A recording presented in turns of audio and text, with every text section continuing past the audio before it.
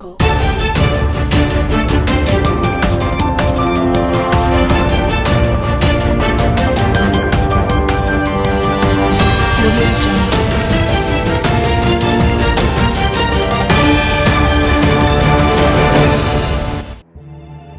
Tension today. China sends 77 warplanes into Taiwan Defense Zone.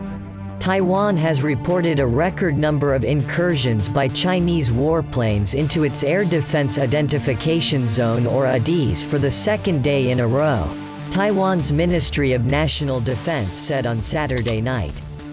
The self-governing island said a total of 39 Chinese military aircraft entered the ADIZ on Saturday, one more than the 38 planes it spotted on Friday. The 38 and 39 planes respectively are the highest number of incursions Taiwan has reported in a day since it began publicly reporting such activities last year. The incursions on Saturday came in two batches, 20 planes during daytime hours and 19 planes at night, the ministry said in two statements. They were made by 26 J-16 fighter jets, 10 Su-30 fighter jets, 2 Y-8 anti-submarine warning aircraft and 1 KJ-500 airborne early warning and control plane, the Defense Ministry said. In response to the incursions, the Taiwanese Air Force scrambled aircraft, issued radio warnings, and deployed air defense missile systems, the ministry added. Maps provided by the Taiwan Defense Ministry showed all of the Chinese flights on Saturday were in the extreme southwestern part of the island's ADIZ.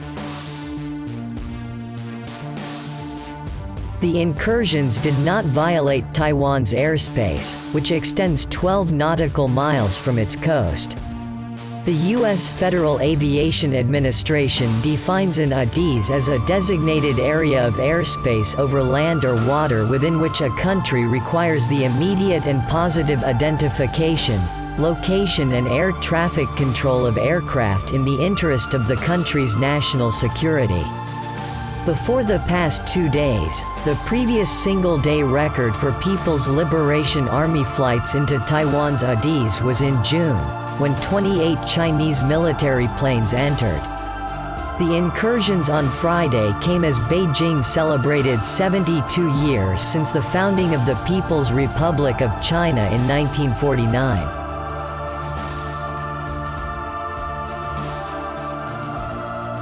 Taiwan and mainland China have been governed separately since the end of a civil war more than 7 decades ago, in which the defeated nationalists fled to Taipei.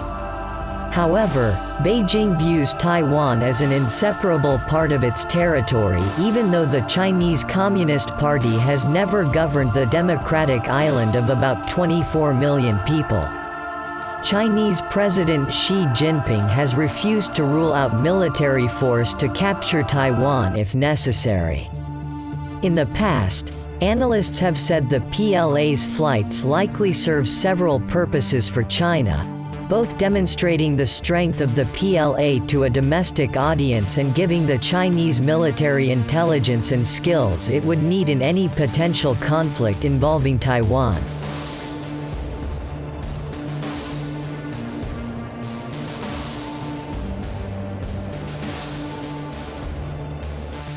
Xi Jinping has instructed the PLA to heighten its readiness and prepare for warfighting under realistic fighting conditions.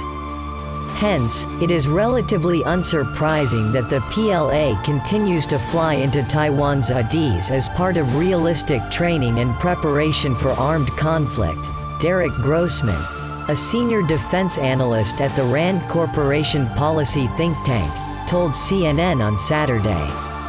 Despite the increase in PLA flights and the harsh rhetoric, Grossman doesn't think combat is imminent.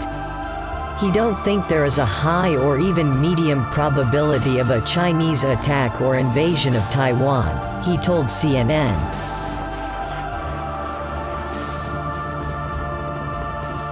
The PLA still has many vulnerabilities, especially when faced with the near-certain intervention of the United States with possibly probably Japanese and Australian support, he added.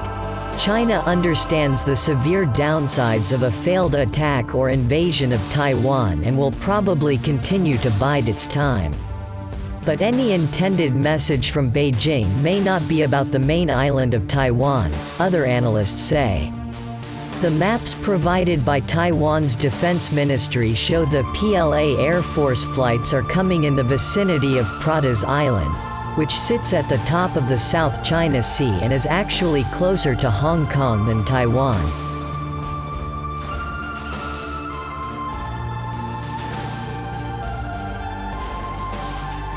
This island has no permanent residents but is home to a small Taiwanese military contingent and has an airstrip.